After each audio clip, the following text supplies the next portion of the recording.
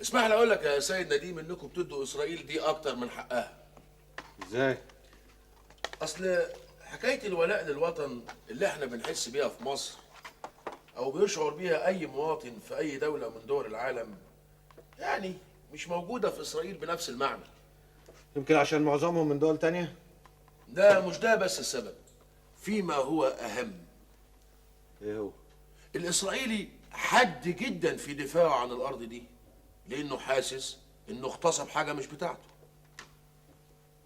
هو يمكن يكون مقتنع صحيح ان ربنا سبحانه وتعالى وعده بالارض دي، لكن هو عنده احساس دائم ومستمر بالخوف.